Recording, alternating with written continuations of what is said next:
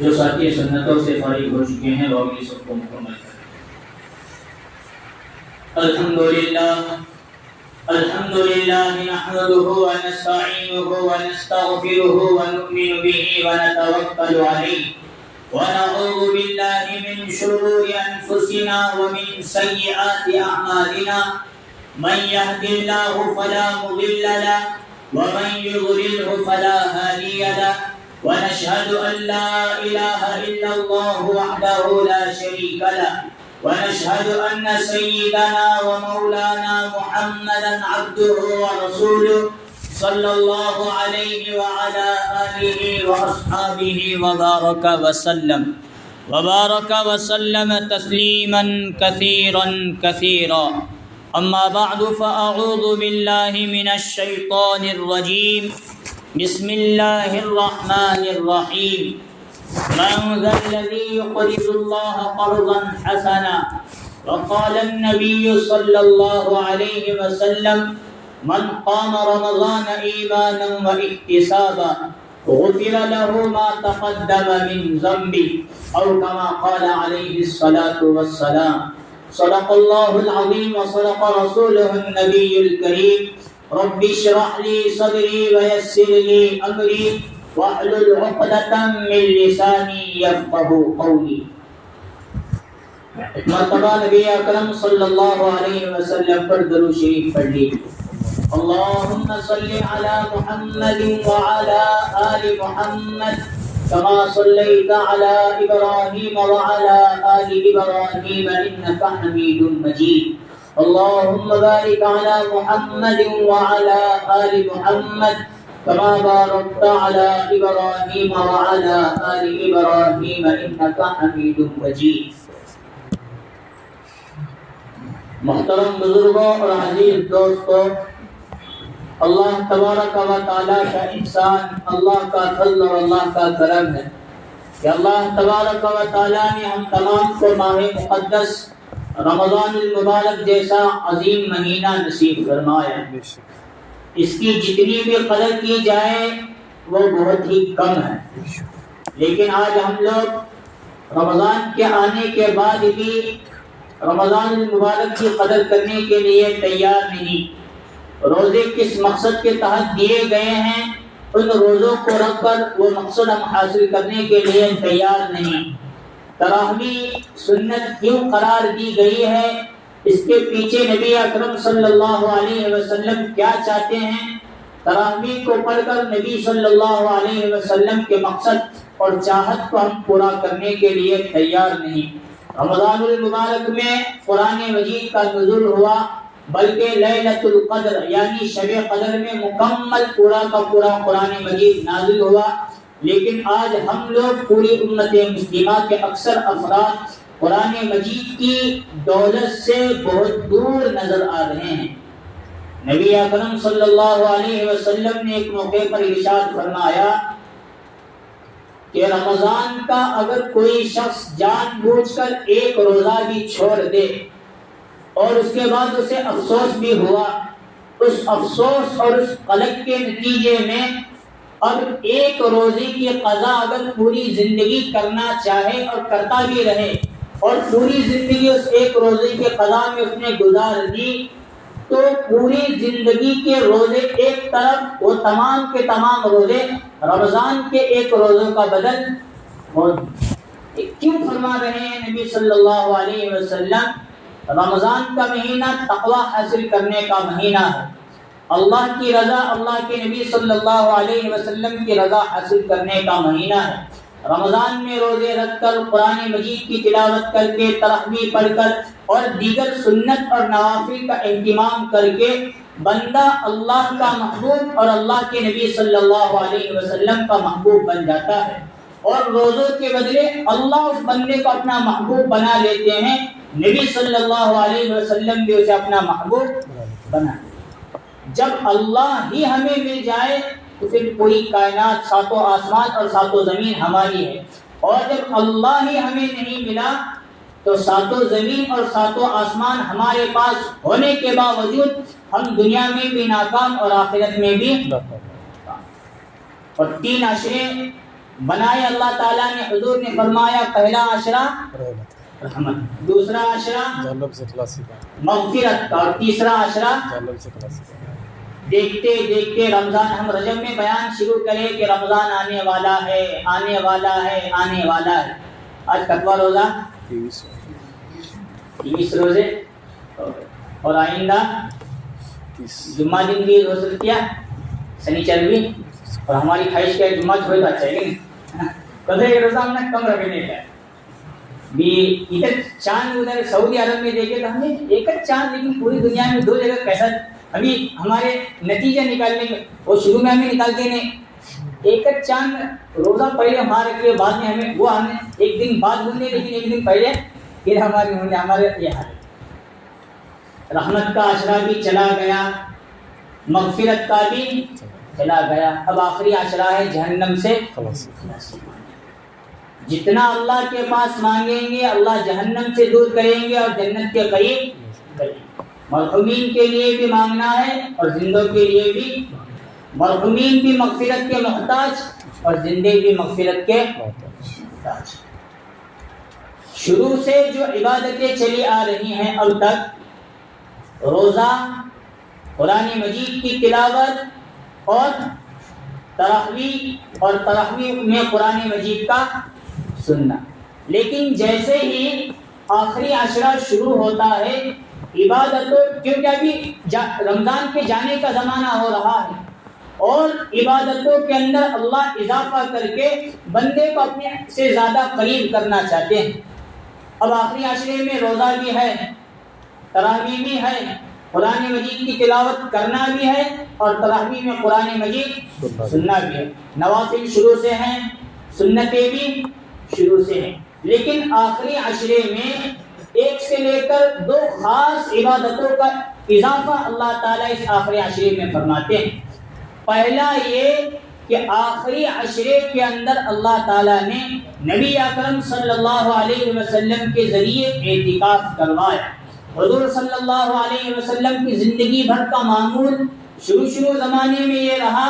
حضور صلی اللہ علیہ وسلم نے پورے رمضان کا اعتکاف کیا، اس کے بعد 2 عشروں کا اعتکاف کیا، اس کے بعد پوری زندگی کا معمول یہ رہا ہے آخری عشرے کا اعتکاف کرنے کا. اور آخری عشرے کا اعتکاف کس وجہ سے؟ لیلۃ القدر کی تلاش میں، شب قدر کی تلاش میں نبی صلی اللہ علیہ وسلم نے آخری عشرے کا اعتکاف کیا بھی، اور امت کو تعلیم بھی دی، اور امت کے لیے سنت مؤکدہ فرض کفایہ کے درجے میں رکھا کہ اگر کوئی ایک بندہ بھی 10 دن آخری عشرے کا اعتکاف کر لیا، پوری بستی کے تمام لوگوں کے اوپر سے گناہ ٹل گیا. اور اگر کسی ایک بندے نے بھی 10 دنوں کا یا آخری عشرے کے سنت مؤکدہ کا اعتکاف نہیں کیا تو پوری کی پوری بستی والے گناہگار ہو جائیں. الحمدللہ ثم الحمدللہ 2 افراد نے رکھا اعتکاف کیا ہے، اللہ ان کے اعتکاف کے قبول فرمائے اور ہم لوگوں کو بھی رکھنے کی توفیق نصیب فرمائے. اعتکاف یہ معمولی عبادت نہیں ہے. نبی صلی اللہ علیہ وسلم نے فرمایا هو يعتكف الذنوب ويجرى له من الحسنات كعامل الحسنات كلها. اعتکاف کرنے والی کی مثال حضور فرماتے ہیں، اعتکاف کرنے والی کی مثال ایسی ہے کہ وہ بندہ مسجد میں ہونے کی وجہ سے گناہوں سے محفوظ ہو جاتا ہے. وَيُجْرَى لَهُ مِنَ الْحَسَنَاتِ كَعَامِلِ الْحَسَنَاتِ كُلِّهَا. جو نیک کام وہ کرا نہیں، اعتکاف کی برکت سے ان کا بھی اجر و ثواب اسے ملتا. اب اعتکاف کی حالت میں معتکف کیا کیا نیک کام نہیں کر سکتا؟ کسی کا جنازہ ہوا تو وہاں ٹھیک، اعتکاف میں مسجد سے باہر نکلنا نہیں ہے. جنازے کے 2 قرات کا ثواب اعتکاف کرنے والوں کو مسجد میں بیٹھ کر یوں ہی مل جائے. اور دوسرا یہ کوئی بندہ مریض ہے، اس کی عیادت کرنا یہ سنت ہے. 70,000 فرشتے اس کے لیے عیادت کرنے جو جاتا ہے اس کے لیے دعا کرتے ہیں، دعائے مغفرت کرتے ہیں. تو اعتکاف میں بیٹھنے والے جا نہیں سکتے لیکن ان کو اس کا بھی ثواب. گشت کا مبارک دن آیا تو گشت کرنا ایک مبارک سنت، اس میں معتکف جا نہیں سکتا، نہ جانے کے باوجود بھی اس کو اس کا ثواب ملتا رہے۔ بہت ساری عبادتیں ایسی ہیں جو معتکف مسجد سے باہر نکل کر نہیں سکتا، لیکن نہ کرنے کے باوجود بھی کیونکہ وہ بندہ اللہ کا مہمان ہے تو اللہ اپنی طرف سے اس پر اپنی عطایا اپنی رحمتیں لٹاتے ہی رہتے ہیں۔ اب یہ تو 10 دنوں کا مسئلہ، یہ سنت ہے، نفل کو معمولی نہیں سمجھنا۔ نبی اکرم صلی اللہ علیہ وسلم نے فرمایا جو بندہ خالص اللہ کی رضا کے لیے ایک دن کا بھی اگر اعتکاف کرتا ہے تو اللہ تعالیٰ اس کے اور جہنم کے درمیان 3 خندقیں آر فرما دے۔ کتنے؟ ان خندقوں کی مقدار اور مسافت 7 زمین اور 7 آسمان کے برابر۔ مطلب مثال دے کر بیان کرنا مطلوب اور مقصود یہ ہے کہ وہ بندہ اعتکاف ایک دن کا بھی اعتکاف کرنے کی وجہ سے اس کے اور جہنم کے درمیان بہت دوری کا معاملہ ہو جاتا ہے۔ اس کو بھی کرنے کی ہم لوگوں کی ضرورت۔ اور دوسری عبادت، اعتکاف کا مقصد اصل میں شب قدر کی تلاش کرنا۔ کن کن راتوں میں تلاش کرنا ہے؟ 21ویں میں، 23ویں، 25، 27 اور یہ 5 راتیں خاص طور پر شب قدر کی تلاش میں ہمیں لگانا ہے۔ اگر جان لو اگر پوری رات ہم جاگ نہیں سکتے، عبادت نہیں کر سکتے، تو اپنے سے 2 نفل 4 نفل تہجد، قرآن کی سورہ یاسین، قرآن کا ایک رکوع پاؤ پارا آدھا، جتنی اپنی حیثیت ہوگی جتنا کریں گے انشاءاللہ شب قدر کی عبادت کا ثواب بھی ہمیں مل جائے گا۔ اور تیسری عبادت جو آخری عشرے میں مزید اور بڑھ جاتی ہے وہ ہے صدقہ فطر کا نکالنا۔ کس چیز کا نکالنا؟ اللہ کے راستے میں خرچ کرنا، یہ اللہ ہر اعتبار سے قبول کر دیتا ہے۔ اگر کوئی بندہ صدقہ ہو، زکوٰۃ ہو یا اللہ کے راہ میں جو کچھ بھی خرچ کرنا ہے وہ خالص اللہ کی رضا کے لیے اپنے یہاں سے نکال، اپنی جیب سے نکالا، اپنے ہاتھ سے نکال کر دے دیا، اور وہ جو زکوٰۃ کی صدقہ فطر کی رقم ہے یا اللہ کے راستے میں خرچ کرنے کی رقم ہے وہ ہم اپنے اخلاص کے ساتھ اللہ کی رضا کو حاصل کرنے کے لیے جیسے ہی نکالتے ہیں تو اللہ تعالیٰ شانہ کی عظمت اور اس کی غیرت اس بات کو گوارا نہیں کرتی جو بندہ مجھے دے رہا ہے میں اسے قبول نہ کروں۔ قرآن میں کئی مقامات پر ایسے ہیں، من ذا الذی یقرض اللہ قرضا حسنا، کون ہے وہ شخص جو اللہ کو قرض حسنا دے۔ اب قرض حسنا، قرض بندہ آپس میں ایک دوسرے کو دیتا ہے، اب اللہ کو کیا قرض دینا؟ اللہ کو قرض دینا یہ ہے تم میری رضا کے لیے جو مال میں نے تمہیں دیا ہے وہ میرے غریب، مساکین، بیوہ، یتیم، فقراء، مدارس ان تک پہنچاؤ، یہ مجھ تک قرض حسنہ دینا ہے۔ اور اللہ تعالیٰ نے قرآن مجید میں کئی مقامات پر یہ فرمایا وَأَنفِقُوا فِي سَبِيلِ اللَّهِ وَأَنفِقُوا فِي سَبِيلِ اللَّهِ وَأَنفِقُوا فِي سَبِيلِ اللَّهِ، اللہ کے راستے میں خرچ کرو، اللہ کے راستے میں خرچ کرو، اللہ کے راستے میں خرچ کرو۔ اب یہ اللہ کے راستے سے مراد زکوٰۃ بھی آ گئی، صدقہ فطر بھی آ گیا، غرباء، مساکین، فقراء بھی آ گئے، اور نفلی صدقہ ہے تو دیگر احباب بھی آ گئے، مدار سب کے سب اس میں شامل ہو جاتے ہیں۔ لیکن ہم لوگوں کو اخلاص کے ساتھ اللہ کی رضا کے لیے صدقہ کرنا، زکوٰۃ نکالنا، صدقہ فطر کا نکالنا بہت ضروری چیز۔ نبی اکرم صلی اللہ علیہ وسلم نے صحابہ کے درمیان ایک مرتبہ بنی اسرائیل کا ایک واقعہ بیان کیا۔ ایک نیکوکار شخص نے دن میں یہ بات ٹھان لی کہ اب رات کے وقت، رات کی تاریکی میں مخلوق کو معلوم نہ ہو، بس میرے خالق اور میرے رب اور میرے اللہ کو معلوم ہو، میں صدقہ دے دوں گا، ادا کر دوں گا۔ اب رات جیسی ہی وہ بندہ جو کچھ رقم کی صدقے کی لے کر نکلا اور جا کر ایک بندے کے ہاتھ میں تھما دیا۔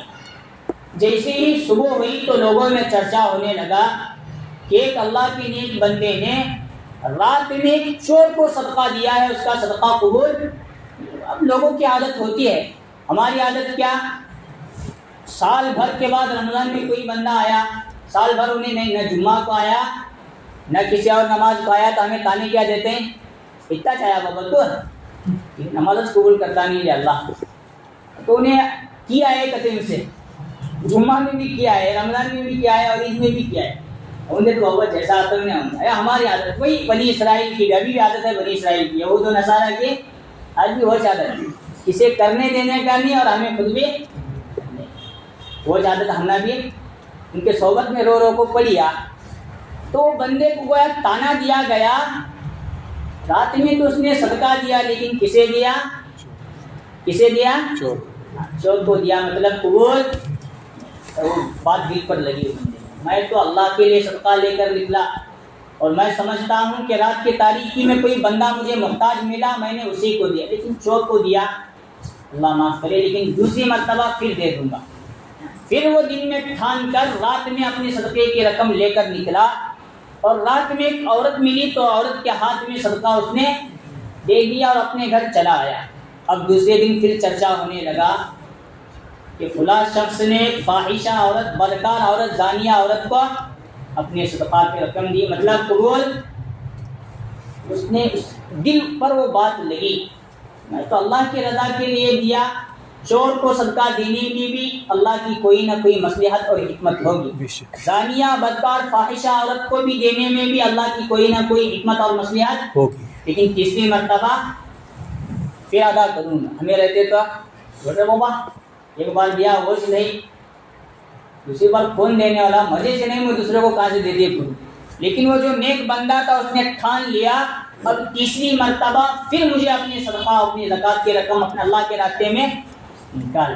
اب جو تیسری مرتبہ رات میں ادا کیا دے کر چلا آیا، دوسری دن پھر چرچا ہونے لگا، شور و مچا کہ ایک شخص نے رات میں ایک مالدار کو اپنا صدقہ دے دیا. اس بندے نے کہا اللہ مالدار کو دینے میں بھی تیری حکمت. جب رات میں سویا تو فرشتے کی طرف سے اللہ کی طرف سے خواب میں کسی فرشتے نے آواز لگائی تیرے تینوں کے تینے صدقے اللہ تعالیٰ نے قبول فرمائے اور تینوں کی برکت سے اللہ تعالیٰ نے اس چور کو چوری سے توبہ نصیب فرمائی. اگر اللہ بیٹھے بٹائے رزق مجھے یوں پہنچا سکتا ہے تو مجھے چوری کرنے کی اس کے بعد میں نہیں کروں گا. صدقے کی برکت سے چور نے توبہ کی. اب وہ بندہ جتنی مرتبہ چوری سے باز رہے گا اس صدقہ کرنے والے کو بھی ثواب، اور وہ چور آئندہ چل کر صدقہ کرنے زکوٰۃ نکالنے والا بنا تو اس کا ثواب بھی اسے ملا. اب اللہ کا کرنا ایسا جو زانیہ عورت کو صدقہ ملا تھا اس نے بھی زنا سے توبہ کی، منہ کالا کرے بغیر، زنا کرے بغیر، اپنی عزت کو داؤ پر لگائے بغیر رزق اللہ یہاں تک پہنچا سکتا ہے تو مجھے اپنی عزت بیچنے کی کیا ضرورت ہے. اس کی برکت سے بھی اللہ تعالیٰ اسے بھی ثواب کریں گے. اور وہ مالدار ایسا کنجوس تھا، مالدار ہونے کے بعد بھی انہیں اپنی زکوٰۃ، اپنا صدقہ فطر، اپنا دیگر مال و متاع میں سے کچھ نہیں نکالتا تھا. اس کے دل میں اللہ تعالیٰ نے یہ بات ڈالی دنیا میں ایسی بھی اللہ کے نیک بندے موجود ہیں جو مالی ملکیت کے اعتبار سے، سونے چاندی کے اعتبار سے، زمین کے اعتبار سے مجھ سے بھی کمزور ہے، لیکن اللہ کے رضا کے لیے وہ اتنا سب کچھ نکالتے ہیں تو مجھے کتنا نکالنے کی ضرورت. وہ بندہ بھی اپنا زکوٰۃ وغیرہ نکالنے کی اس نے بھی. اب تینوں کا ثواب اس بندے کو. مجھے کہنا اصل میں یہاں ہے بندہ خالص اللہ کی رضا کے لیے جیسا ہی اللہ کے راستے میں خرچ کرتا ہے وہ مال گرچہ غلط جگہ بھی گئے پھر بھی اللہ تعالیٰ اسے قبول کر دیتے ہیں اور اسے مال نکالنے کا، صدقہ نکالنے کا، زکوٰۃ نکالنے کا ثواب نصیب فرماتے ہیں. اللہ ہمیں صحیح سمجھ نصیب فرمائے. جیسے ہی سورج طلوع ہوتا ہے یا صبح صادق ہوتا ہے تو دو فرشتے اللہ تعالیٰ زمین کی طرف بھیج دیتے ہیں. وہ دونوں فرشتے کے ذمے دو کام اللہ تعالیٰ نے رکھے ہیں. ایک فرشتہ یہ دعا کرتا ہے اے اللہ جو تیرے راستے میں خرچ کرے اسے قبول فرما اور اسے مزید تو نصیب فرما، اور جو اپنے مال کو تیرے راستے سے رو کے رکھے تو اسے بھی ہلاک کر دے، اس کے مال کو بھی تو ہلاک کر دے. دو فرشتوں کی ڈیوٹی اور ذمہ داری. ایک کی ذمہ داری خرچ کرنے والوں کے لیے دعا کرتے رہنا اور دوسرے خرچ نہ کرنے والوں کے لیے ہلاکت اور بربادی کی دعا کرتے رہنا. فرشتوں کی دعا قبول ہوگی نہ ہوگی، بد دعا قبول ہوگی نہ ہوگی، وہ ہم سب کے سب جانتے ہیں. لیکن ہمارے دل میں کیا، مال میں اللہ کے راستے میں دیا تو کیا ہوتا ہے؟ کم ہوتا ہے کہ بڑھتا ہے؟ اور بیاج پر دیا تو بڑھتا ہے. بیاج ہمارا نظریہ ہے کہ نہیں؟ 1 لاکھ پر میں بیاج لگایا تو 1 لاکھ بینک میں رکھا تو اور بڑھتے ہی تو مولانا کر لیں یہاں صدقہ نہیں. بیاج سود وغیرہ سے گرچہ مال بڑھتا ہوا نظر آئے گا، لیکن اس کی برکت، اس کی رحمت اور مال کے اندر جو نفع ہے اور مال کے اندر کے جو فوائد ہیں، اللہ وہ سود کی نحوست کی وجہ سے کھینچ لیتے. یمحق اللہ الربا ویربی الصدقات، اللہ تعالیٰ سود کو مٹاتے ہیں، ویربی الصدقات اور صدقات کو بڑھاتے ہیں. اسی طرح قرآن مجید کے ایک ہمارا نظریہ، اللہ کے راستے میں خرچ کرنے سے مال کم ہوتا ہے، لیکن یہ نظریہ غلط ہے. اللہ کے راستے میں جتنا دیں گے اللہ تعالیٰ اتنا ہی اور مزید عطا فرمائیں گے. قرآن کی ایک آیت سن لیجیے، مثل الذین ينفقون اموالهم فی سبیل اللہ کمثل حبۃ انبتت 7 سنابل فی کل سنبلۃ 100 حبۃ. یہ آیت ہم کسان لوگوں کو سمجھنے کے لیے بہت آسان ہے. اللہ تعالیٰ فرماتے ہیں اس قرآن مجید کی اس آیت کے اندر، جو لوگ اللہ کے راستے میں خرچ کرتے ہیں ان کی مثال ایسی ہے کہ انہوں نے ایک بیج کا دانہ کھیت میں ڈالا اور وہ ایک بیج کا دانہ پھاڑ کر جو درخت کی شکل میں، سنبل کی شکل میں نکلا، وہ ایک چھوٹا موٹا درخت جسے عربی میں سنبل کہتے ہیں، وہ جو نکلا اس سے اللہ تعالیٰ ایک دانے سے 7 بالیوں کو نکالتا ہے اور ہر بالی میں اللہ تعالیٰ 100 دانوں کو رکھتا ہے. مطلب 1 روپے اللہ کے راستے میں دے تو 700. حساب سمجھ میں آیا؟ فی کل سنبلۃ 100 حبہ، ہر دانے کے ذریعے، ہر پودے کے ذریعے اللہ تعالیٰ 100 پودوں کو اگاتا ہے. مطلب یہ اللہ کے راستے میں 1 روپیہ خرچ کیا تو اس کی نیکی انشاءاللہ دنیا میں بھی 700 سے لے کر 7 کروڑ اور آخرت میں تو اس کا اجر یضاعف لہ الحسنات، وہ بڑھتا چلا جائے گا، بڑھتا چلا جائے گا، بڑھتا چلا جائے گا. کہاں تک بڑھتا چلا جائے گا؟ حدیث میں منتخب حدیث اور دیگر کتب حدیث کے اندر یہ روایت موجود ہے. اللہ تعالیٰ 10 سے اس کی ابتدا کرتے ہیں، 700 سے پہنچاتے ہیں، 700 سے لے کر 7 کروڑ تک پہنچاتے ہیں، اور جس کے اندر جتنا اخلاص ہوگا، اللہ کی رضا اور للہیت ہوگی، اللہ تعالیٰ اسے بڑھتے ہی چلے جاتے ہیں، بڑھتا ہی چلے جاتے ہیں. اسی طرح یہ معاملہ بڑھتا ہی چلا جائے. لیکن دینا ہے اللہ کے لیے، خالص اخلاص کی نیت اللہ کی رضا کے لیے دیں گے تب مسئلہ آئے گا. اور اگر ہمارے دل کے اندر کنجوسی پن ہوگا، بخل ہوگا، دیوں کہ نہ کو دیوں، دیوں کہ نہ کو دیوں، قبول ہوئے گا کیا نہیں ہوئے گا؟ پھر اللہ تعالیٰ ایک کا لے لے، ایک دینے والے اور دیتے رہے بھی 10 دینے والے. بس دے رہے ہیں تو اللہ کے لیے، اللہ کی رضا کے لیے دیں گے تو انشاءاللہ اللہ تعالیٰ ثواب مزید بڑھاتے چلے جائیں. باتیں بہت نکلتی چلی جا رہی ہیں. آخری عشرے کی سب سے اہم عبادت صدقہ فطر کا نکال. صدقہ فطر سے پہلے زکوٰۃ کا مسئلہ سن لو. جس شخص کے پاس 52 تولہ چاندی اور 7.5 تولہ سونا ہو، وہ بندہ شریعت کی نگاہ میں صاحب نصاب کہلاتا. کتنا؟ 52 تولہ چاندی. آج کل چاندی کی ریٹ کیا چل رہا ہے مارکیٹ میں؟ 3000 روپئے تولہ. 52 کا کتنا ہوا؟ 1,60,000 ہوتے ہی شاید. ہاں کیا نا؟ آگے پیچھے کچھ 1.5 لاکھ یا 1,60,000 ایسے کچھ آگے پیچھے. میں رمضان سے پہلے حساب لگایا تھا مسئلے میں. تو جس کے پاس 1,60,000 پیسوں کی شکل میں پیسے موجود ہیں، یا چاندی کی شکل میں چاندی موجود ہے، یا سونے کی شکل میں سونا موجود ہے، 3 نصاب الگ الگ ہیں. 7.5 تولہ سونا، 52 تولہ چاندی، یا دونوں میں سے کسی کی رقم یا دونوں کی رقم موجود ہے، یا مال تجارت ہے، ایسا بندہ شریعت کی نگاہ میں صاحب نصاب، یعنی اس پر زکوٰۃ فرض ہو گئی. یہ شریعت کی نگاہ میں کہ بندہ زکوٰۃ کے دینے کے قابل بندہ سمجھا جاتا ہے، اس پر زکوٰۃ فرض ہوتی ہے.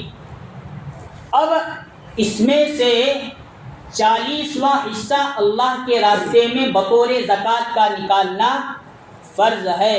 40واں حصہ بطور زکوٰۃ کے نکالنا فرض ہے۔ اب 40واں حصہ بنتا کیسا ہے؟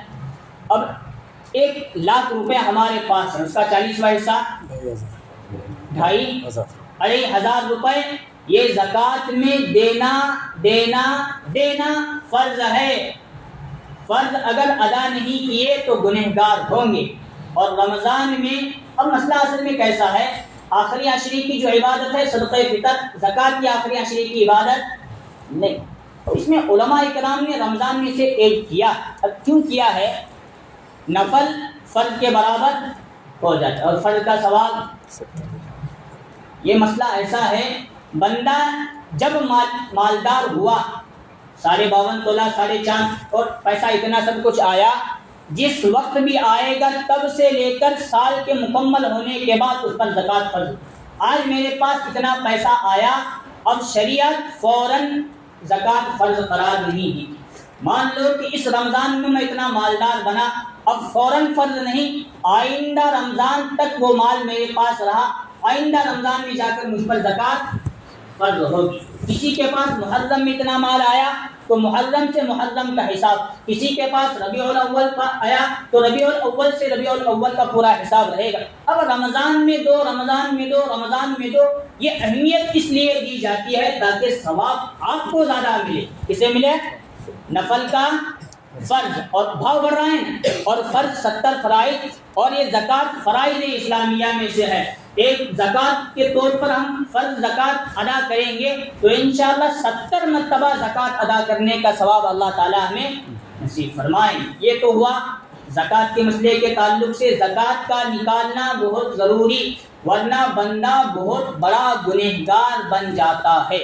اور دوسرا مسئلہ صدقہ فطر، جو بندہ صاحب نصاب ہے یا جس کے پاس ضرورت اصلیہ سے زیادہ چیزیں، اب ضرورت اصلیہ کیا کیا ہے وہ بہت لمبی چوڑی تفصیل ہے، وہ میں بیان نہیں کرتا، بس ضرورت اصلیہ کا مطلب آج کل سادہ اور سمپل زبان میں، گوکی زبان میں یہ سمجھ لو، جو بندہ کھا پی کو آرام سے زندگی گزار لے اور چند پیسہ اپنے پاس جمع کر لے، تھوڑا بہت ساز و سامان اس کے پاس موجود ہے، تو ایسے بندے پر صدقہ فطر کا نکالنا واجب ہے۔ زکوٰۃ فرض اور صدقہ فطر کا نکالنا واجب۔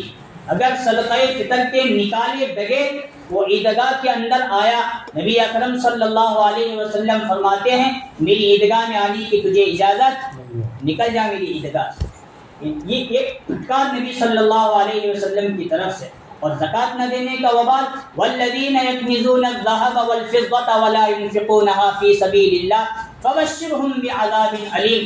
جو لوگ سونا چاندی جمع کر کے رکھتے ہیں اور اس کی زکوٰۃ نہیں نکالتے تو ان کے لیے اللہ فرمایا فبشرهم بعذاب علیم، ان کے لیے دردناک عذاب کی خوشخبری سنا دیجیے۔ اب دردناک عذاب کیا ہے؟ یوم یحمیٰ علیہا فی نار جہنم فتکویٰ بها جباہہم وجنوبہم وظہورہم ھذا ما کنزتم لانفسکم فذوقوا ما کنتم تکنزون۔ جو کچھ سونا چاندی پیسہ زر زیور ہم نے جمع کر کے رکھا تھا، اس کو کل قیامت کے دن جہنم میں اللہ تعالیٰ تپائیں گے، اور اسے تپا کر گرم کر کے اسے ہماری پیشانیوں پر، ہمارے بازو پہلوؤں پر اور ہماری پیٹھ پر داغیں گے اور کہیں گے یہی وہ خزانہ ہے تو جمع کر کے رکھتا تھا، اب لے یہ دنیا کے مال و متاع کا مزہ یا جہنم کے اندر چلی۔ بہت آسان ہے۔ زکوٰۃ میں فقط 40واں حصہ نکالنا ہے، نہ نکالیں گے اللہ کا کچھ نہیں جائے گا، لیکن وبال کس پر آئے گا؟ ہم لوگوں پر آئے۔ ٹھیک، یہ تو زکوٰۃ کے صدقہ فطر کے تعلق سے۔ اور کسان وغیرہ کا مسئلہ بھی ایک اہم مسئلہ یہ ہے کہ کسی کی پیداوار کا مسئلہ، کھیتوں میں سے جو کچھ نکلتا ہے اس پر عشر اور نصف عشر کا مسئلہ بھی نکلتا ہے۔ بہت سارے مسائل جانتے نہیں یا جان کر اسے بھی عمل نہیں کرتے۔ کھیتی اگر ایسی ہے اسے موٹر کے ذریعے، محنت کے ذریعے کھیتی کی جاتی ہے، پانی پلانا محنت، بہت سارے مسائل، تو اس میں سے جو پیک نکلے گی اس کا 20واں حصہ نکالنا گویا یہ بھی ضروری۔ کتواں حصہ؟ 1,00,000 روپے کھیت میں سے نکلے، پیسے نہیں نکلتے، کیا نکلنے والا؟ غلہ نکل جاتا، اناج گیہوں کچھ بھی اناج وغیرہ، اس کی رقم سمجھو 1,00,000 روپے ہو، اس کا 20واں حصہ کتنا بنتا ہے؟ 1250۔ 20واں حصہ 1250 بنتے کیا؟ تو اتنا نکالنا، یہ کھیتی کا حق ادا کرنا ہوا۔ اور جو کھیتی ایسی ہے کہ اللہ دیکھے تک بارش بندہ ادھر دعا مانگ گیا ادھر بارش پڑی، ویسا کھیت ہے تو اس کے لیے 10واں حصہ نکالنا ضروری ہے۔ یہ کھیت کے تعلق سے، وہ صدقہ فطر کے تعلق سے، وہ زکوٰۃ کے تعلق سے۔ اور میں نے شروع میں بیان کر دیا کہ ہم سمجھتے ہیں اللہ کے راستے میں دیں گے تو مال کم ہوگا، یہ نظریہ ہمارا ہے۔ قرآن اور حدیث کا نظریہ یہ ہے سود سے مال کم ہوتا ہے، اللہ کے راستے میں دینے سے مال بڑھتا ہی چلا جاتا ہے، انشاءاللہ دنیا میں بھی بڑھے گا اور آخرت میں بھی بڑھے گا۔ اور جو زکوٰۃ نکالنے کا حکم ہے اصل میں یہ پورے مال کو پاک کرنے کا مسئلہ ہے، اس لیے اپنے مال کو، بقیہ مال کو پاک کرنا ہے تو سالانہ اس میں سے زکوٰۃ کا نکالنا فرض ہے، اور نکالنا بہت ضروری چیز ہے۔ نکالیں گے مال پاک ہوگا، نہیں نکالیں گے زکوٰۃ کا مال بقیہ مال میں مکس رہے گا، کب کوئی آفت، بلا، مصیبت، دوا خانہ یہ وہ آئے گا اور سب کا سب پیسہ وہاں بہانا پڑے گا۔ بتانا یہ ہمارے لیے بڑا مشکل کام ہے، اس لیے زکوٰۃ کی بھی فکر کرے، صدقہ فطر کی بھی فکر کرے، اور کھیتوں وغیرہ کا مسئلہ ہے یا نفلی صدقات ہیں اللہ کے راستے میں وہاں نکالنے کی بھی فکر۔ اب دینا کس کو؟ غریب ہے، یتیم ہے، مسکین ہے، بیوہ ہیں، فقراء ہیں، جو سب سے زیادہ اپنے قریب ہیں پہلے ان کو دو۔ اپنے رشتہ داروں میں جو قریب ہیں، جو غریب مساکین بیوہ وغیرہ ہیں، جو یہ مصارف میں جن کا شمار ہوتا ہے پہلے ان کو دو۔ یہ رشتہ داری کو برقرار رکھنے کی وجہ سے دو ثواب ملے گا، ایک تو رشتہ داروں کو دینے کی وجہ سے، دوسرا صدقہ دینے کی وجہ سے۔ اسی طرح اپنے محلوں میں، اپنے پڑوسیوں میں، اپنے گاؤں میں جو غربا مساکین وغیرہ ہیں ان کو دینا، اور سب کو دینے کے بعد یا مدارس اسلامیہ دین کے اہم قلعے ہیں، ان کا جو انتظام ہے وہ اصل میں رمضان المبارک کی چندوں ہی پر ہے۔ سال بھر اللہ ماشاءاللہ کوئی کرتے ہوں گے، ورنہ اصل رمضان میں زیادہ تر کیوں گھومتے ہیں؟ تاکہ پورے سال کا بجٹ ہمیں نہ حاصل کرنا ہے، اور جو کچھ بچے گا وہ اللہ کی حکمت اور اللہ کی مصلحت اور اللہ کی مدد سے انشاءاللہ وہ پورا ہوتا رہے گا۔ مدارس اسلامیہ تک بھی پہنچانا بہت ضروری۔ مدرسہ عربیہ ظہور العلوم کی طرف سے حافظ صاحب بھی آئے ہیں، وہاں تک بھی ان کی رقم پہنچائے، زکوٰۃ، صدقہ فطر وغیرہ کی۔ اسی طرح ہمارے ساتھی مفتی عبد الوہاب صاحب لڑکیوں کے مدرسے کی طرف سے آئے ہیں، ان تک بھی اپنی زکوٰۃ کی رقم لے، اور میرے پاس بھی چکوری مدرسے وغیرہ کی رسید ہے، مجھ تک بھی لا کر اپنی رسید حاصل کرے۔ اللہ تعالیٰ سے دعا ہے اللہ تعالیٰ ہم تمام کو ان کہی ہوئی باتوں پر عمل کی توفیق نصیب فرمائے، رمضان المبارک کی قدر نصیب فرمائے، زکوٰۃ، صدقہ فطر، عشر وغیرہ نکالنے کی اللہ تعالیٰ ہم تمام کو توفیق نصیب فرمائے۔ آمین وآخر دعوانا الحمد للہ رب العالمین۔